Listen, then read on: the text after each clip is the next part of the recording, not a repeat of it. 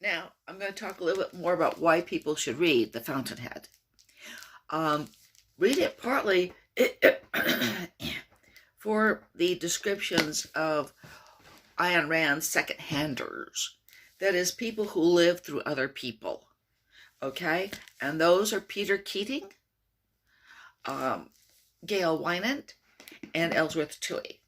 Peter Keating is kind of the typical soft guy who lives his life according to what his mother wants, according to what the public wants, but not according to what he wants. He goes into architecture even though he doesn't have any real feeling for the job.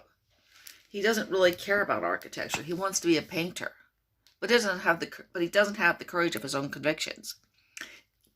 Now, Gail Wynand is somebody who rose up from Hell's Kitchen to found a newspaper called The Banner.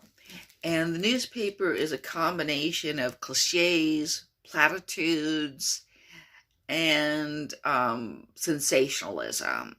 It does a lot of what we might call yellow journalism, talking about scandals or just giving platitudes.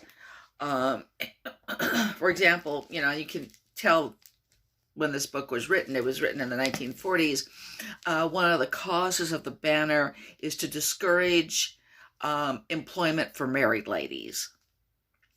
Okay, now Gail Wynand, though, has an admiration for Howard Rourke, the man who is not the second-hander, because he sees in Howard Rourke what he could have been if he'd had the courage of his own convictions. Okay, there's also Ellsworth Toohey. Ellsworth Toohey. Okay, it's no coincidence that it rhymes with worthless hooey. Okay, Ellsworth Toohey is the most self-conscious villain that Ayn Rand ever wrote. And he's a villain who everybody thinks of him as a humanitarian, as somebody who really cares about other people. Okay, but even when he is a child, he realizes that he can manipulate people by pretending to be a caring person, pretending to be a champion of the downtrodden. His aunt once tells him, "Elsie, you're a maggot. You feed on sores." And then, even as a child, he says, "Then I'll never starve." Okay, Ellsworth Toohey is very strongly for the group against, for the collective, the group against the individual, because individualists are dangerous to him and to the sort of thing that he's selling. He's trying to sell, group solidarity and trying to make everyone believe that they have to live for everyone else, which means nobody lives for him or herself. And like he says, it all makes one neck ready for one leash. Okay, now he also makes the parallel that Ayn Rand made, which I think is a very good parallel, between Nazism and communism. Nazism and communism are not two,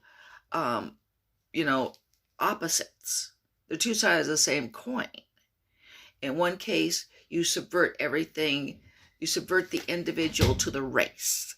In the other case, you subvert the individual to the proletariat or the class.